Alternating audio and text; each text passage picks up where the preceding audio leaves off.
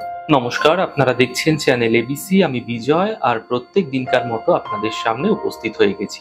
আজ আমি আপনাদের সঙ্গে এখন আলোচনা করব ময়ূরের পালকের এমন কিছু বিশেষ প্রয়োগ, যেই প্রয়োগগুলি করে আপনারা আপনাদের জীবনে আসা বিভিন্ন সমস্যা থেকে সমাধানের পথ খুঁজে পেতে পারেন।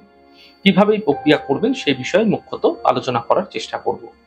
দেখুন, এমনটি বিশ্বাস করা হয় যে যদি কোনো ব্যক্তির জন্মকুষ্ঠিতে বা জন্মকুণ্ডলিতে রাহু এবং কেতুর কোনো অশুভ প্রভাব রয়েছে, যার ফলে তার জীবনে বিভিন্ন কাজের সমস্যা আসছে, এমন অবস্থায় ময়ূরের যে পালক রয়েছে সেই পালক একটি রূপোর তাবিজে ভরে যে কোনো পূর্ণিমা তিথিযুক্ত দিনে যদি আপনারা পুরুষেরা ডান হাতে এবং মহিলারা বাম হাতে ধারণ করছেন, এতে রাহু কেতুর অশুভ প্রভাব থেকে মুক্তি মিলতে পারে।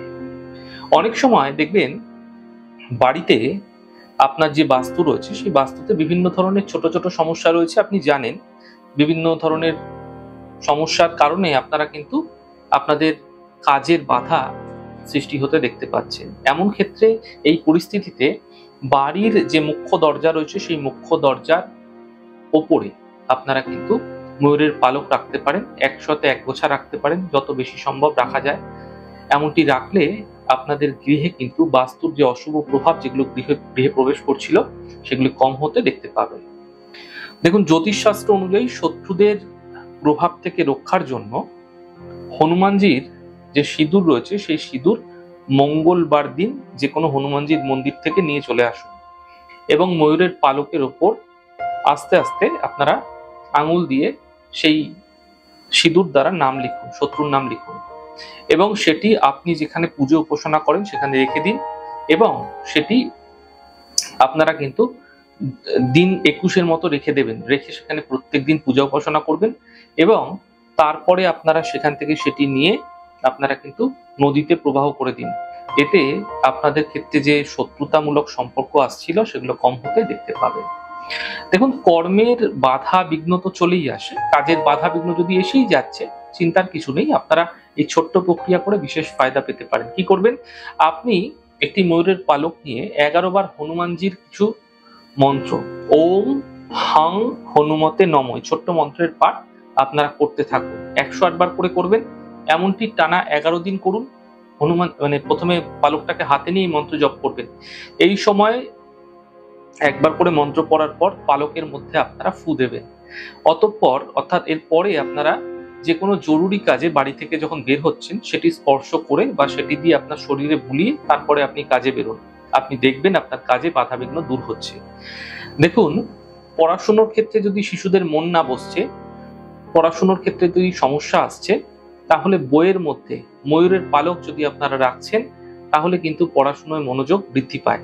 তাই বইয়ের তাকে বা বইয়ের মাঝে আপনারা কিন্তু ময়ূরের পালক রাখতে পারেন, শুভ হবে। বাড়িতে অনেক সময় কি হয়, ছোট ছোট বিষয়ে অশান্তি, বিঘ্ন, সমস্যা, ঝঞ্ঝাট লেগেই থাকে। এমন ক্ষেত্রে গৃহে যদি কোনো ধর্মীয় গ্রন্থ রয়েছে, গীতা হতে পারে, এরকম ধরনের কোন ধার্মিক গ্রন্থের মধ্যে ময়ূরের পালক রাখুন এবং প্রত্যেক দিন সেই গ্রন্থটি একবার করে অন্ততপক্ষে পাঠ করুন। এক একটি পাতা করে, এক একটি স্ট্যাম্পচার করে পাঠ করুন। এতে আপনাদের দেবদেবীরা প্রসন্ন হবে এবং পরিবারের সুখ শান্তি লাভ হতে দেখতে পাবেন। দেখুন, যাদের জীবন সঙ্গীর ক্ষেত্রে সমস্যা হচ্ছে, অর্থাৎ জীবন সঙ্গীর সাথে সম্পর্কের অবনতি হতে পারে বা সঠিক জীবন সঙ্গী মিলছে না, প্রেমজ রিলেশন হচ্ছে, ভালো সঙ্গী মিলছে না, এমন ক্ষেত্রে আপনারা একটি ময়ূরের পালক নিয়ে বা একাধিক ময়ূরের পালক নিয়ে যে কোনো রাধা কৃষ্ণের মন্দিরে গিয়ে সেখানে পুরোহিতকে বলুন সেখানে রেখে দিতে, এবং 40 দিন বাদে গিয়ে সেখান থেকে একটি পালক আপনারা সেখান থেকে নিয়ে আসুন। আপনারা পুরোহিতকে বলে একটি ময়ূরের পালক যেটি নিয়ে এসছেন সেটি আপনারা কিন্তু আপনার কাছে সর্বদা রেখে দেবেন। এতে দেখবেন আপনার সঠিক জীবন সঙ্গী লাভ হবে এবং আপনার দাম্পত্য জীবনে আপনার সঙ্গীর সাথে যদি মতবিরোধ হচ্ছে সেগুলো দূর হতে দেখতে পাবেন। দেখুন, যদি দেখছেন যে ব্যবসা বাণিজ্যের ক্ষেত্রে বিভিন্ন ধরনের ক্ষতি হয়ে যাচ্ছে, কোনো কুনজর লাগছে, এমন ক্ষেত্রে আপনারা ময়ূরের পালক আপনারা কিন্তু দোকানের পূর্ব দিকে বেশি মাত্রায় রাখুন। এতে কিন্তু দোকানে ছোট ছোট হওয়া ক্ষতিগুলি থেকে আপনারা বাঁচতে পারবেন। দেখুন, অনেক সময় কি হয়, ছোট ছোট বাচ্চাদের নজর দোষ লেগে যায়।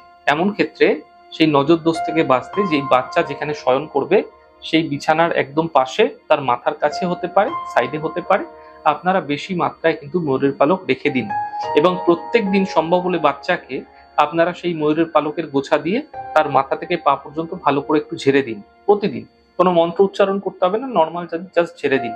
এর মাধ্যম দিয়েও দেখবেন আপনার সন্তানের মধ্যে যে খারাপ নজর দোষ লাগছিল, অশুভ প্রভাব তৈরি হচ্ছিল, সেগুলো ধীরে ধীরে কন্ট্রোল হতে শুরু হয়ে গেছে। তাহলে আজকে আমরা আপনাদের সঙ্গে আলোচনা করলাম ময়ূরের পালকের কিছু এমন সহজ প্রয়োগ যেগুলি করে আপনাদের জীবনে আসা ছোট ছোট সমস্যা থেকে আপনারা সহজেই সমাধান পেতে পারেন।